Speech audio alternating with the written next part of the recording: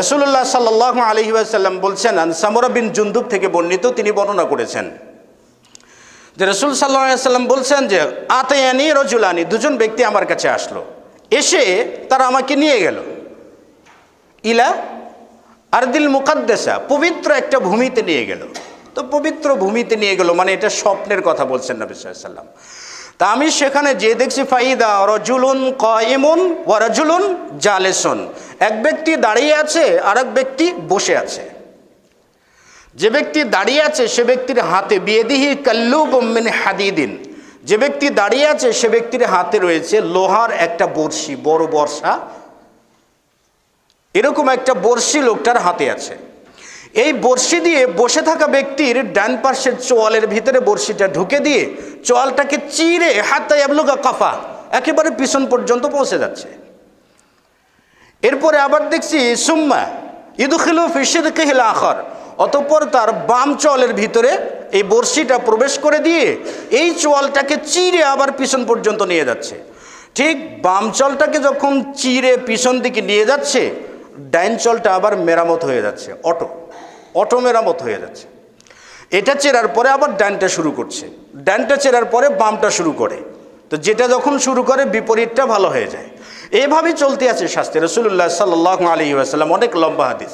সর্বশেষ রাসূল সাল্লাল্লাহু আলাইহি ওয়াসাল্লাম বলছিলেন, জিবরাইলকে বলছিলেন যে আমি যেগুলো দেখলাম যে এটা কি।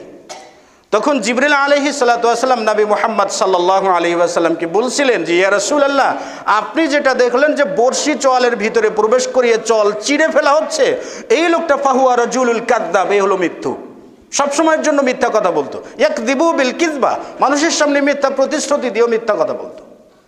আর এই লোকটার জন্য এই শাস্তি, আর শাস্তিটা চলতে থাকবে কিয়ামত পর্যন্ত।